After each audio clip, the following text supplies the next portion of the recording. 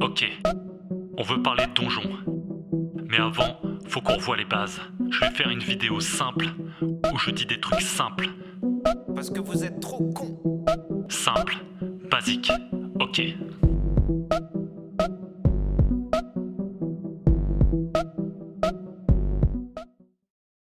Donjon, c'est une série d'heroic fantasy ambitieuse créée par Johann Sfar et Lewis Trondheim.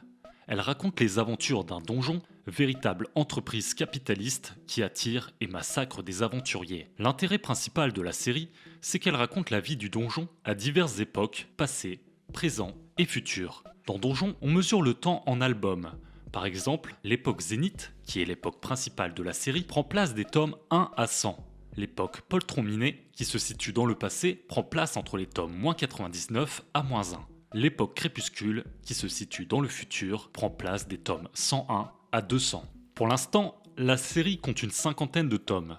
Là, normalement, si vous avez suivi, vous devez vous dire que c'est bizarre qu'entre le tome -99 et le tome 200, il n'y ait que 50 albums, alors qu'il devrait y en avoir 300. La réponse est assez simple. Les auteurs n'attendent pas d'avoir terminé une époque avant de se lancer dans une autre, et c'est là tout le charme de la série. Elle n'est pas construite de façon linéaire. Les publications alternent entre les différentes époques selon les envies des auteurs. L'histoire complète se construit donc au fur et à mesure, ce qui permet aux auteurs de lancer des pistes qu'ils ne résoudront que des années plus tard. C'est comme un immense puzzle qui ne se termine jamais, chaque pièce apportant autant de réponses que de nouvelles questions. Par exemple, le tome -82 de Donjon est sorti 14 ans après le tome -83, alors qu'entre-temps de nombreux albums sont sortis, notamment les tomes 7, 8, 1001 et -999. Il faut donc être patient si l'on veut triompher du donjon. Sans oublier qu'en plus des 3 époques principales, les auteurs se sont amusés à lancer 4 séries supplémentaires. La première, Donjon Parade, raconte des petites histoires qui se situent entre les tomes 1 et 2 de Donjon Zénith et qui sont souvent des aventures humoristiques sur le donjon en tant qu'entreprise et qui permettent aux auteurs de s'amuser en dehors de la trame principale. Vient ensuite Donjon Monster, qui raconte des histoires sur des personnages secondaires de l'univers de Donjon et qui permet de répondre à certaines questions laissées en suspens et d'augmenter le lore de l'univers en montrant ce qu'il se passe ailleurs. Donjon Monster alterne les époques, les histoires se situent parfois au Zénith, parfois au Crépuscule ou encore à Poltron-Minet. Enfin viennent les séries les plus récentes de l'univers de Donjon, Antipode Plus et Antipode Moins, l'une se situant en -10 000 et l'autre en +10 000. Donjon est donc une série complexe à appréhender, une immense fresque qui va demander un peu d'investissement, que ce soit en matière de temps ou d'argent. Mais rassurez-vous, ça vaut le coup. Vu le nombre de tomes, vous vous doutez bien qu'il est impossible de faire une critique exhaustive de tous les thèmes abordés et des compositions de chaque titre. Chaque série raconte sa propre histoire qui se rattache à l'histoire globale et qui est racontée par l'ensemble de la collection. À chaque époque correspondent donc ses propres enjeux et ses propres personnages. Les personnages principaux d'une époque pouvant être absents à une autre pour diverses raisons, parce qu'ils ne sont pas encore nés, ou au contraire, parce qu'ils sont morts de vieillesse par exemple. Le donjon est l'élément le plus symbolique de cette évolution permanente. Dans le premier tome, les auteurs nous présentent le donjon en une phrase qu'ils reprendront par la suite en l'adaptant et en la parodiant, un peu à la manière du village gaulois. Lorsque le donjon nous est présenté pour la première fois, c'est dans Donjon Zénith. On nous dit que le donjon est immense et qu'on le repère par ses 4 tours noires dont la plus haute tour est visible à 10 jours de marche. Dans Zénith, le donjon est une entreprise de type capitaliste dont le but est d'attirer les aventuriers à la recherche de trésors et d'aventures, leur envoyer des monstres de plus en plus forts pour les combattre et enfin les vaincre pour les dépouiller de tout leur or, ce qui agrandira les caisses du donjon. Dans la logique, c'est un cercle vertueux.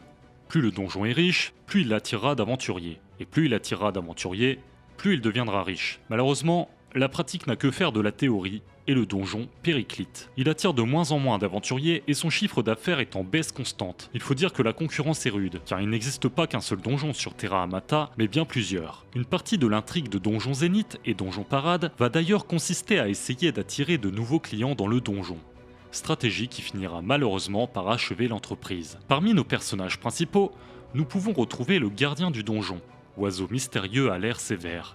C'est le patron de l'entreprise. Il est froid, calculateur et effrayé à l'idée que le donjon disparaisse. Nous avons aussi Herbert, un canard. C'est l'homme à tout faire du donjon. Il est peureux et flemmard. Au fur et à mesure des tomes, il va récupérer sans trop le vouloir les différents artefacts de la panoplie du destin, une panoplie qui semble liée à la fin du monde. Enfin, nous avons Marvin, le saurien, un genre de dragon lézard fervent croyant du draconisme, une religion étrange et pleine d'interdits. Il lui est par exemple interdit de frapper quelqu'un qui l'aurait insulté. Dans Poltron Miné, on nous dit du donjon, une tour grise visible à 3 heures de marche où les courants d'air empêchent les rats d'indisposer les cafards. C'est la maison de mon père.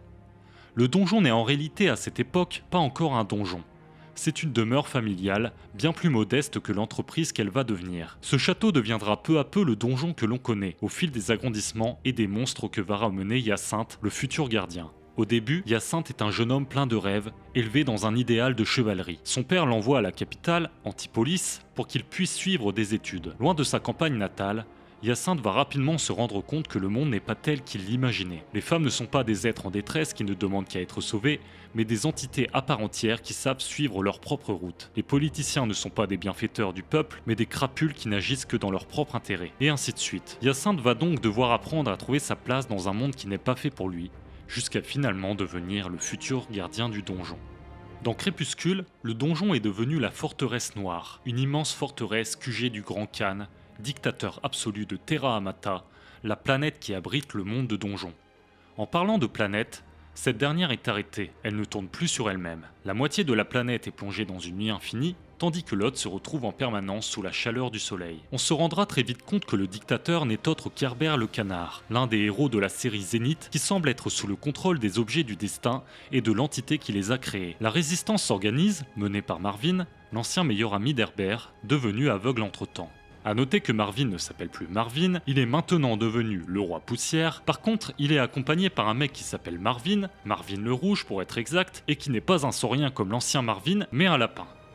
Et oui, et Herbert, comme le roi poussière, ont à présent des enfants, que l'on découvrira au fur et à mesure de la série. Loin dans le passé des antipodes moins, c'est une chaîne de montagnes qui tient lieu et place de donjons. On nous dit qu'il y a 4 flèches montagneuses dont la plus haute est visible à 10 jours de marche. Évidemment, ces 4 flèches nous rappellent les 4 tours qui formeront plus tard le donjon.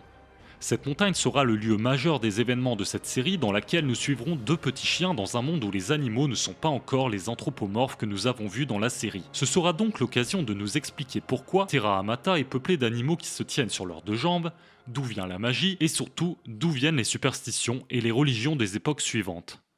Enfin, dans Antipode Plus, le donjon semble se situer dans l'entreprise Vaucanson, nouvel empire capitaliste.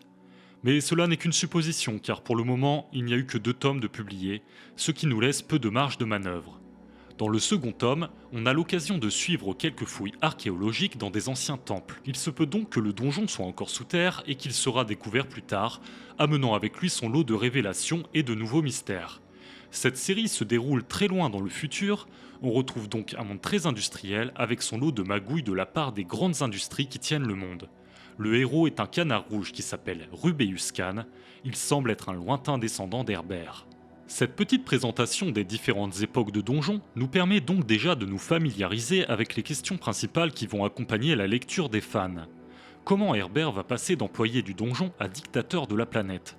D'où viennent les objets du destin? Comment les a-t-il récupérés? Pourquoi Marvin s'est crevé les yeux?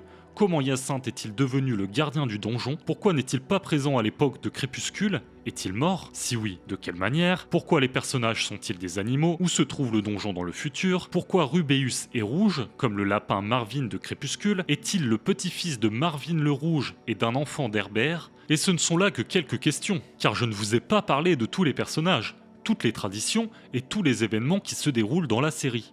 Mais il nous fallait bien une base commune, afin de pouvoir vous parler de donjons dans des vidéos futures.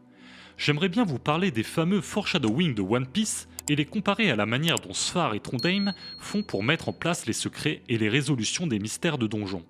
J'aimerais bien vous parler aussi de la manière dont la timeline générale est gérée, ou simplement faire des vidéos sur le lore de donjons et la manière dont il est construit. On verra dans le futur, en tout cas, je vous ai enfin présenté Donjon. Et j'espère que ça donnera envie de s'y plonger à ceux qui avaient peur de s'y lancer.